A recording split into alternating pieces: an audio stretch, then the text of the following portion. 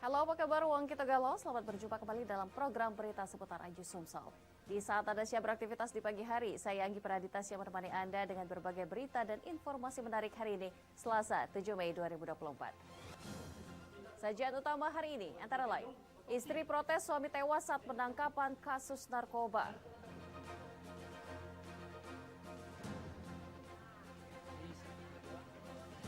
Viral perahu getek seberangkan ambulans dan truk.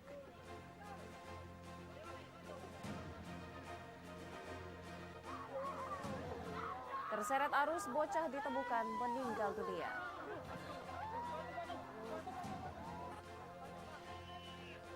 Pemirsa, inilah seputar Aju Sumsel selengkapnya.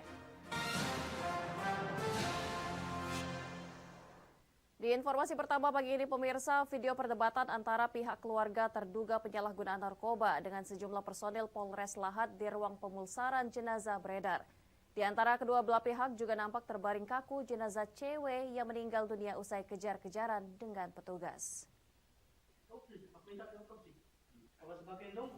Inilah suasana perdebatan antara pihak keluarga terduga penyalahgunaan narkoba cewek dengan sejumlah personil Polres Lahat di ruang pemulsaran jenazah RSUD Lahat. Di antara kedua belah pihak terbujur kaku jenazah cewek ditutupi kain batik. Kematian dianggap tak wajar menyebabkan pihak keluarga emosi dan meninggikan nada bicara, sementara pihak personil Polres Lahat hanya diam. Septa Usdiana, istri cewek, mengaku menerima informasi dari seseorang yang mengaku sebagai anggota Polres Lahat. Dari informasi yang diterima, pihak keluarga cewek disuruh datang ke RSUD Lahat karena cewek pingsan.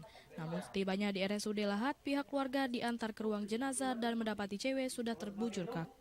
Di ruang jenazah, keluarga kembali mendapatkan informasi bahwa cewek tewas akibat jatuh ke jurang, namun karena tak menemukan luka tanda jatuh, perdebatan kembali terjadi. Keluarga hanya menemukan bekas borgol dan luka di kepala dan kaki. Sampai di situ kami diomongi oleh polwan situ, katanya laki aku tuh masuk jurang. Tapi masuk jurang seluruh badannya tuh udah katik, yang lecet-lecet udah katik. Kamu waktu itu nyingok ya? Badan ada ya? Udah katik, sekedar ada bekas borgol, bekasnya di tangan di tangan ini. Luka di sininya. Luka di kepala. Yo, di sini ada lecet dikit. Itu. Dari peristiwa ini, keluarga merasa ada kejanggalan, ya, sehingga keluarga korban membuat laporan polisi di Polres Lahat. Saya selaku Kapolres mengapresiasi tindakan ini. Benar bahwa negara kita adalah negara hukum. Ya. Saya pastikan saya selaku Kapolres bertanggung jawab dan memastikan proses penyidikan terkait dengan laporan dari keluarga korban akan berjalan profesional dan transparan. Saya pastikan itu. Dari informasi yang beredar, keluarga mengirim jenazah cewek ke rumah sakit polisi di Palembang untuk diotopsi dan sudah melaporkan kejadian yang menimpa cewek ini ke Polres Lahat. Dari Lahat, Sumatera Selatan, Bala Putra, iNews melaporkan. Pemirsa, lari dari kejaran polisi saat penggerebekan narkoba, seorang pria di Sumatera Selatan meninggal dunia. Hasil otopsi ada gangguan pada paru. Warga Lahat itu tewas diduga kelelahan saat lari dikejar ke perkebunan yang curam. Atas permintaan keluarga, jenazah Chandra Widodo, warga Lahat ini diotopsi di ruang forensik Rumah Sakit Bayangkara, Palembang. Pihak keluarga merasa curiga dan banyak kejanggalan atas kematian Chandra. Pihak keluarga ditelepon kepolisian bahwa Chandra sudah meninggal dunia dan berada di kamar jenazah Rumah Sakit Umum Daerah Lahat. Tidak diketahui pasti, keluarga hanya mendapat kabar Chandra terjatuh saat berlari karena ada penggerebekan. Yanti, kakak korban, berharap adanya kejujuran dari aparat. Keluarga merasa curiga karena ada luka di kepala seperti hantaman benda tumpul dan bekas borgol di tangan Chandra. Katanya ada penggerbekan di daerah Sano. Adik kita nih lari. Yo, katanya. Penjelasan polisi itu Yo. ya? Larinya pakai kendaraan enggak ya? Tidak, hari. Penggerebekan itu di mana?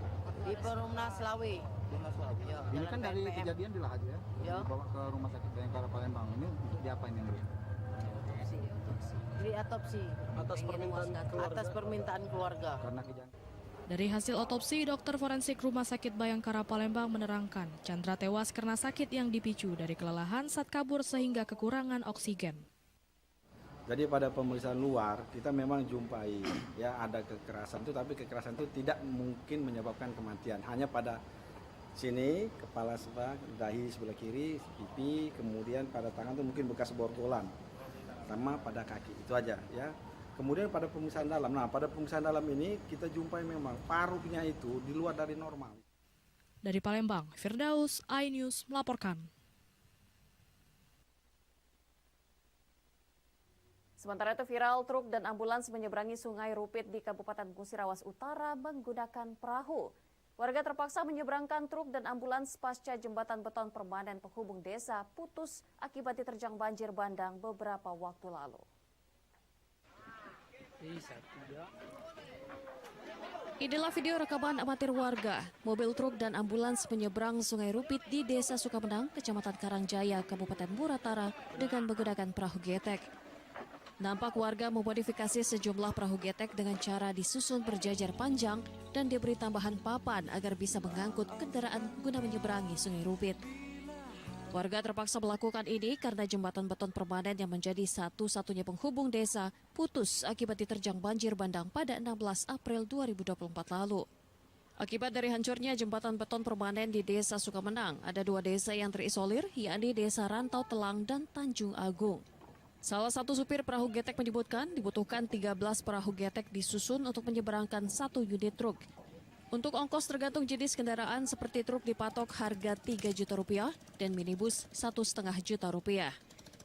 Kalau yang mobil kecil itu 5 ketek pertamanya itu.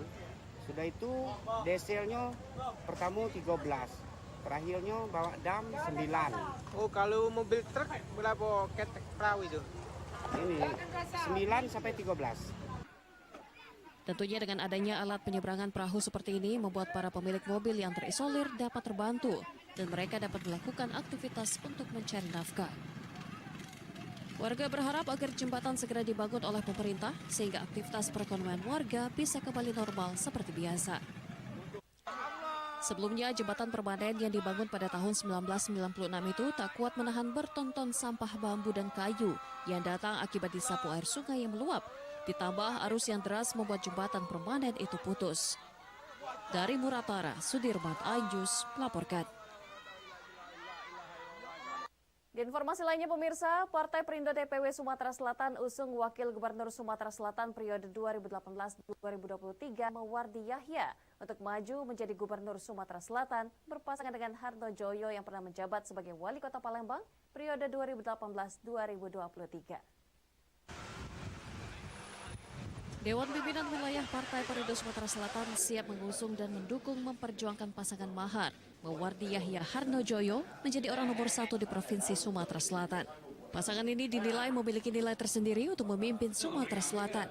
Pasangan mahar sendiri yakin dengan dukungan Partai Perindo akan semakin memperkuat dan mempertegas keunggulan pasangan dan dapat bangkit bersama sesuai target pasangan yang akan maju pada Pilkada 2024 mendatang.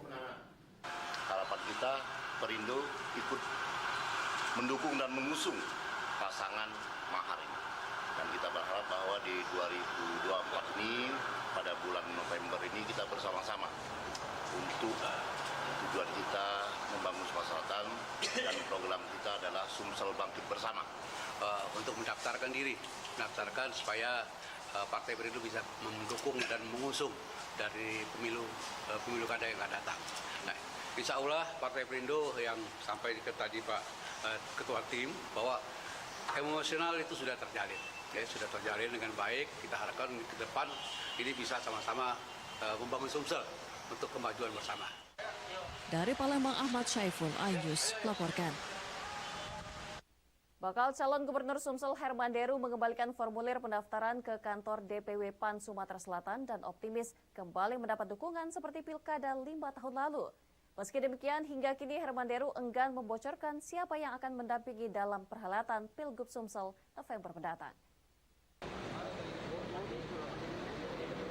Bakal calon gubernur Herman Deru mengatakan Partai Amanat Nasional memiliki hubungan emosional dengan dirinya karena menjadi partai pertama yang mengusungnya saat pilkada 5 tahun silam. Kedekatan dan juga sinergi selama ini menjadi harapan dirinya dapat kembali didukung partai besutan Zulkifli Hasan ini. Menurutnya secara administrasi seluruh persyaratan sudah dicek dan terpenuhi sehingga tinggal menunggu kabar apakah dirinya layak diusung Partai Amanat Nasional. Selain itu, meski adanya dorongan agar Herman Deru merangkul kader PAN sebagai wakilnya, Ketua ISNU Sumsel ini enggan membocorkan nama karena dirinya masih memilih secara hati-hati agar tidak salah pilih ke depannya. Saya masih cair sekali untuk wakil. Cair ini bukan berarti tidak mencari, tapi cair ini untuk berhati-hati bahwa pasangan dalam Cakada dan Cawakada itu adalah bukan hanya sekedar sakral, tapi ini berkaitan dengan tanggung jawab terhadap masyarakat. Sebagai pengayom, sebagai pemimpin, tentu soliditasnya harus terjaga pra dan pasca. Sementara itu, Arianto, panitia seleksi penjaringan Pilkada PAN Sumsel, mengatakan partainya mengutamakan hasil survei dan masukan DPW PAN Sumsel serta masyarakat. Hasilnya ditentukan pengurus pusat.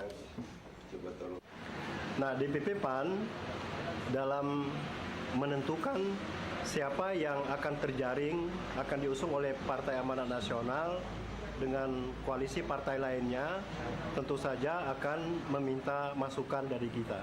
Nah, masukan-masukan yang akan kita sampaikan itu termasuk yang kita hasilkan pada saat rapat harian DPW PAN Sumatera Selatan. Selain PAN, Herman Deru juga akan mengembalikan formulir ke beberapa parpol seperti PKB dan PDIP Sumatera Selatan. Dari Palembang, Bambang Irawan, iNews melaporkan. Terseret arus, bocah ditemukan meninggal dunia. Saksikan beritanya sesaat lagi.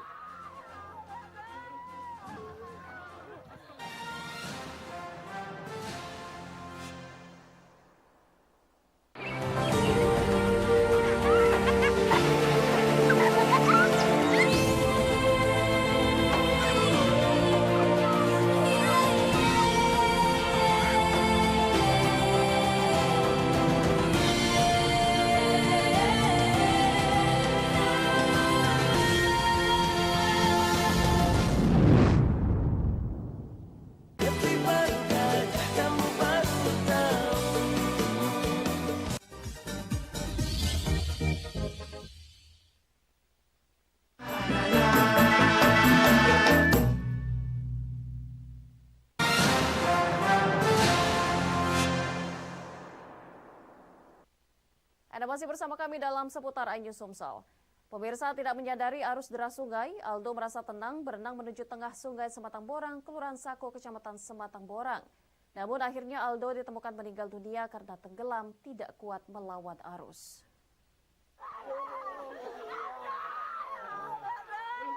Kedua orang tua Aldo hanya dapat menangis histeris ketika melihat anaknya sudah dalam keadaan tak bernyawa ketika ditemukan. Remaja laki-laki 13 tahun tenggelam di sungai Sematang Borang. Kejadian berawal ketika korban bersama 6 temannya berenang menikmati liburan sekolah. Menyadari arus cukup kuat, teman-teman korban hanya berenang di pinggiran sungai, namun korban sendirian berenang ke tengah. Korban yang tidak menyangka arus di tengah yang cukup kuat, menyeret dan membuatnya tenggelam karena kehabisan tenaga tidak kuat melawan arus sungai. Selama 5 jam pencarian, tim gabungan Basarnas TNI Polri dibantu masyarakat setempat berhasil menemukan korban tak jauh dari lokasi awal tenggelam, sekitar 30 meter. Setelah dilakukan penyelaman di sekitar area kejadian, berhasil menemukan korban atas nama M. Aldo. Untuk korban ditemukan dengan jarak kurang lebih 30 meter dari LKK.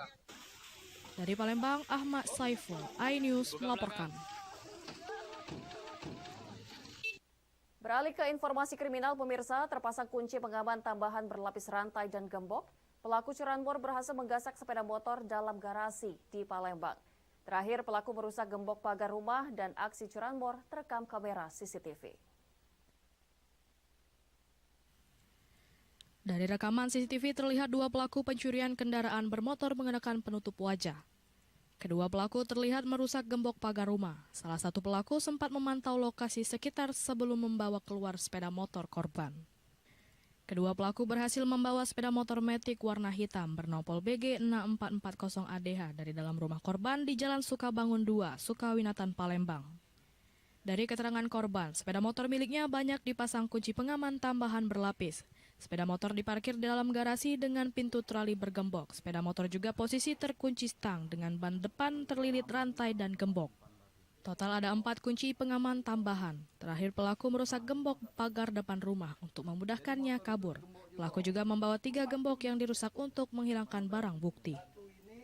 Pelaku masuk dengan melompat dari pagar belakang. Korban Haryono menjelaskan mengetahui motornya hilang dari tetangga karena curiga pintu pagar terbuka sekitar pukul 3 dini hari. Setelah cek CCTV, diketahui adanya kedua pelaku. Kondisi motor itu dalam keadaan terkunci. Seperti apa kunci pengaman yang kunci gembok, pakai gembok, rantai, dan kunci stang. Itu bisa ketahuan motornya dicuri itu seperti apa, Pak? Ya jam 3 CCTV. Jam itu kita bangun atau seperti apa? Dibanguni uang sebelah. Karena pintu terbuka lihat CCTV ya. CCTV.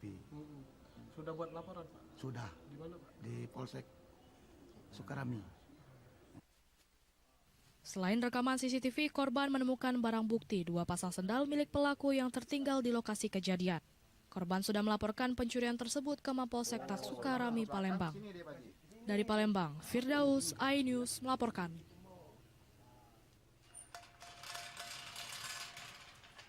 Tak terima atas perkataan yang dikeluarkan oleh korban saat bertengkar dengan istrinya. Ayah dan anak di Palembang, Sumatera Selatan nekat membacok tetangganya.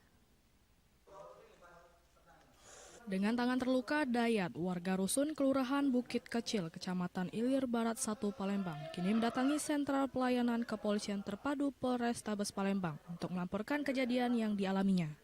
Di hadapan petugas, korban mengatakan kalau dirinya telah menjadi korban pembacokan oleh ayah dan anak yang merupakan tetangga korban.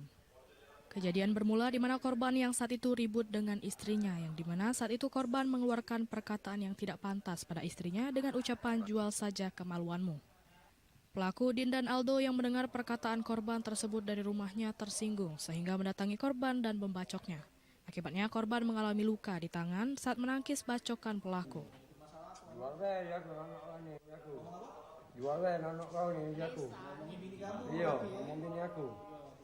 Tiba-tiba, Doni tak tahu Pak, tersinggung apa tidak Pak? Ya, tiba-tiba ujungnya tersinggung kan. Begitu aku turun tu, langsung dibacok Pak. Siapa itu? Tetangga bawah. Namanya siapa? Namanya Odin. Odin sama Aldo. Dua anak. Suka mak kapak, suka mak dam. Peristiwa ini sendiri telah ditangani oleh pihak kepolisian Polrestabes Palembang. Untuk pelaku kini dalam pengejaran petugas. Dari Palembang, Muhammad David, iNews melaporkan.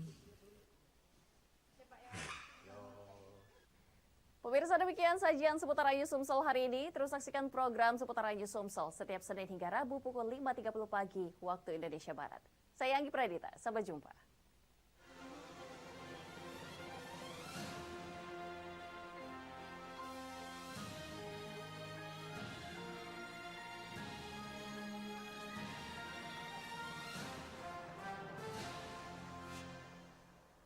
Yayasan Jalinan Kasih bekerjasama dengan Smile Train menyelenggarakan operasi gratis sumbing bibir dan langitan. Untuk pendaftaran hubungi Sekretariat Yayasan Jalinan Kasih 021 3983 6962 atau 021 3909 103 atau 021 3902 120 atau 021 3913 013.